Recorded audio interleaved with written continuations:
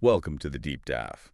Today, we're really digging into something that's just everywhere in our lives. Popular culture, often we don't even notice its influence. Our mission basically is to unpack what it really is, how it gets shaped, and how it affects us. We use some pretty interesting recent examples from the sources you provided. That's right. And, at its core, pop culture is generally seen as the practices, beliefs, the art that's dominant or really prevalent in a society at a specific time. But we'll definitely explore the nuances because it's rarely as simple as it looks on the surface. Okay, so let's unpack that. When we talk about pop culture, what are we really getting at? It sounds simple, but yeah, the sources show there are quite a few ways to define it. Oh, absolutely. Yeah. Well, popular culture or pop culture, mass culture. Yeah. It covers the activities, the feelings, that come from interacting with the main things in our society.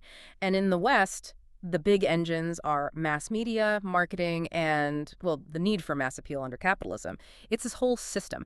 Theodor Adorno, the philosopher, he had a critical term for it: the culture industry. The culture industry, Right. right. So he saw it as kind of like a factory for culture. Exactly, Yeah. like an assembly line for entertainment. And his point was it wasn't just entertaining people, it was also about standardizing tastes, kind of fitting us into the system. That makes a lot of sense. So it's not just what's popular, but the whole machinery behind how it gets popular. Mhm. And I remember the sources, yeah, they mentioned different ways John Story defined it. What were some of those? Some seemed almost contradictory. Yeah, Story really breaks it down well. So first, there's the simple quantitative definition, whatever most people consume, numbers. But the problem there, like you said, is that sometimes high culture things, like, say, a really well-done Jane Austen series on TV. Oh, yeah, those can be huge. Exactly, they become massively popular, so that blurs the lines. Then there's the leftover definition. Leftover, how does that work? It's basically defining pop culture as everything that's not officially designated as high culture. Hmm. But then you get figures like Shakespeare, Dickens, Tolstoy, even Orwell. Right, who are definitely considered high culture, but are also incredibly popular and widely read or watched. Precisely, they straddle that boundary. Then a third way is seeing it as mass culture. Okay, so mass-produced commercial stuff. Yep, commercial, made for mass consumption, pushed out through mass media. Think big blockbuster movies, pop music hits. And finally, there's this idea of pop culture as the authentic culture of the people. It sounds complicated. Who are the people? Exactly the problem. That term, the people, is so varied and can be interpreted in so many ways, politically or socially. So it's a pretty problematic definition to rely on. Okay, so we've got these different ways of looking at it, and it clearly surrounds us. So the big question is, how does this pervasive thing actually influence us day to day? Well, because it's woven into our everyday lives, what we watch, listen to, talk about it inevitably shapes our attitudes towards, well, pretty much everything. Think about the usual suspects. Yeah. Entertainment, right? Film, music, TV, books, video games. But it's also sports, the news, especially news about people and places in the public eye, politics, fashion trends, new technology, even the slang we pick up. Yeah, slang's a great example. It changes so fast. It does. And all these things subtly, or sometimes really obviously, nudge our perspectives. What's fascinating, too, is, like you said, this isn't new. The term itself, popular culture, goes back to the 19th century. Yeah. And it was initially linked with the lower classes, right? But the Industrial Revolution really shook things up. Absolutely. That period in Britain was transformative. Literacy rates went up. People started having a bit more disposable income. So they could spend it on entertainment. Right. Commercial entertainment like pubs, sports matches.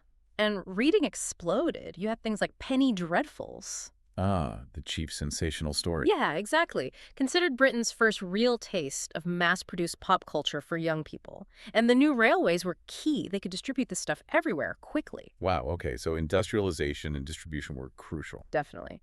Then, fast forward to after World War II, you get more mass media innovations, especially television. And that's when popular culture really started to overlap with terms like mass culture, media culture, consumer culture. The lines got blurry. And you mentioned a distinction earlier between pop and popular. Yes, that's important. Popular just means lots of people like it. Shakespeare can be popular, but pop, which really took off as a term in the late 1950s, refers more specifically to culture designed for mass appeal. It implies a certain style, often commercial, often youth-oriented, emerging from that post-war era. It's about the intention behind it, not just the result. Okay, that clarifies things. Let's make this more concrete. Let's look at some of those recent examples you mentioned from the sources. Some pretty wild celebrity stuff going on that really shows pop culture in action. First, that whole situation with Ana de Armas, Nicole Kidman, and Tom Cruise. What's happening there? Right. This is a perfect example of how pop culture takes tiny bits of information or even just alleged actions and spins them into a whole narrative. So the story goes, Ana de Armas apparently liked an Instagram post that was seen as unflattering to Nicole Kidman. It was like a harsh close-up. Someone added the word Juvederm, and the caption was, "When you keep it real, hashtag Nicole Kidman." Oof. Subtle. Not very. And whether she meant anything by it or just accidentally liked it, who knows? But this resurfaced recently because of rumors that De Armas is dating Tom Cruise. And Cruise and Kidman have that famous history. Exactly. Cruise and Kidman were Hollywood's power couple.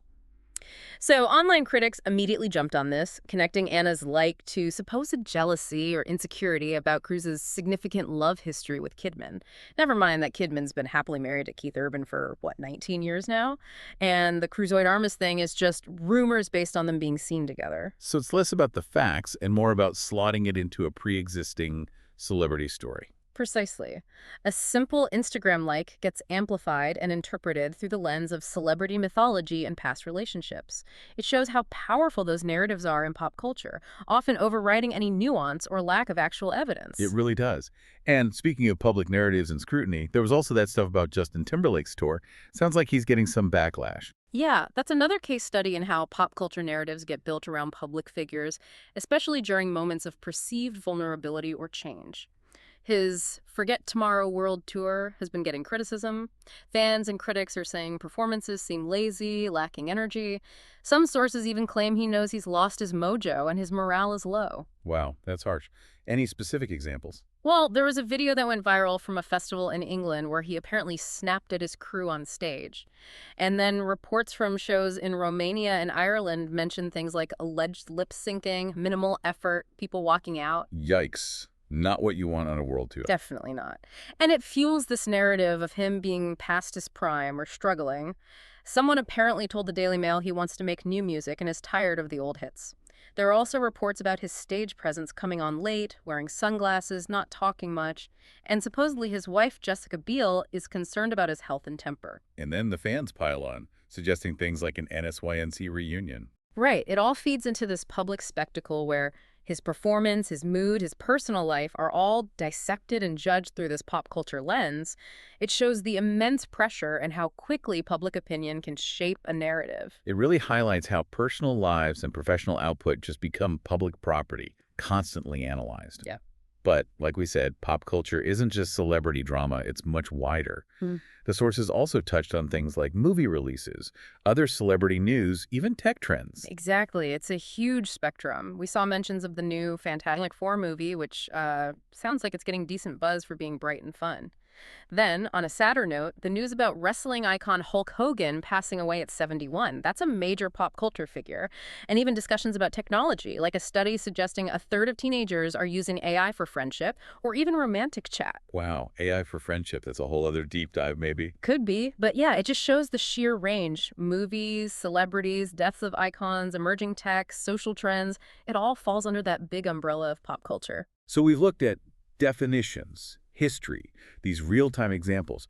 What does it all mean on a bigger scale? What are the sort of deeper implications, especially thinking about how this stuff is produced and how we consume it? Well, one key thing is that it's always changing, always evolving.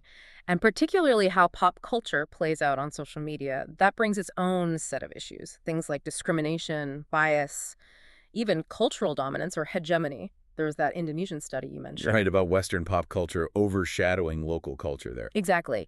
It found that social media representation in Indonesia is still heavily dominated by Western pop culture.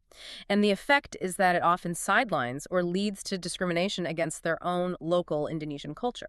That raises a really critical point then. If pop culture, especially Western pop culture, is so tied up with mass media and capitalism, like Adorno said, does it just end up being a tool, like for commercialism, or maybe even a subtle form of control? That's a major criticism, yeah. Many critical theorists argue just that. They see Western pop culture as this massive engine of commercialism. Its main function, in their view, is to promote and sell products mass-marketed by capitalists. It's not just about entertainment, it's about creating consumers. And who are the key thinkers behind this critique? You mentioned Adorno. Adorno, absolutely.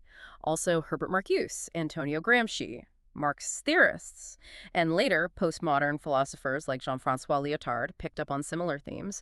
They argue it goes beyond just selling things. It's about standardizing our desires, our feelings, our ways of thinking, making us more receptive to the whole system. It subtly trains us how to consume, turning art and culture into just another commodity. So it's not just pushing products, but shaping how we even think about products or entertainment or Hmm. ourselves. That's the argument. It's a really powerful critique that asks us to look much deeper than just the surface level of what we're watching or buying. It suggests a pervasive influence on our values. So it sounds like there's this constant push and pull between what the culture industry puts out there and how ordinary people actually receive it, interpret it, maybe even push back against it. Absolutely. That's a great way to put it. From a neo-Gramscian viewpoint thinking about hegemony, pop culture isn't just something passively received. It's seen as a site of struggle. A site of struggle, like a battlefield. Sort of, yeah, a cultural battlefield. On one side, you have the dominant groups trying to embed their values and worldview through media Gramsci, called this incorporation. But on the other side, subordinate groups or just everyday people aren't just empty vessels. They reinterpret messages, they find different meanings, they sometimes actively resist or subvert the intended message. That's the resistance part. So it's dynamic. It's not just top-down control. Exactly. It's a constant negotiation of back and forth that shapes the cultural landscape. Yeah. Then again, you have the postmodernist take, which kind of throws another wrench in the works. They argue that in our current era, we no longer recognize the distinction between high and popular culture anyway. So the lines are just completely blurred now. That's the idea, that the categories themselves are breaking down. It's less about a clear hierarchy or struggle between high and low, and more about a general blending and mixing of everything. Wow. Okay, we've certainly covered a lot of ground today. We've navigated this really complex landscape of popular culture, where it came from, the different ways to define it, how we see it playing out in things like celebrity news, and these bigger questions about its impact. It's clear just how deeply embedded it is in our lives, often in ways we don't consciously register. Yeah, I think the key takeaway is that pop culture is this incredibly powerful, constantly shifting force. It's shaped by history, by money, by technology, by all our social interactions, and crucially, it doesn't just reflect the world around us, it actively shapes it, influencing how we see things, what we value, how we interact. So maybe as you, our listeners, go about your week, you might look at the headlines differently, or the trends you see online, or even just the casual conversations people are having. Maybe look at them through this new lens we've discussed. When you see that next viral moment or hear people debating a celebrity's actions, perhaps ask yourself, what's really going on here? What bigger cultural currents does this tap into? And maybe most importantly, how might this whole spectacle be subtly shaping my own view of the world?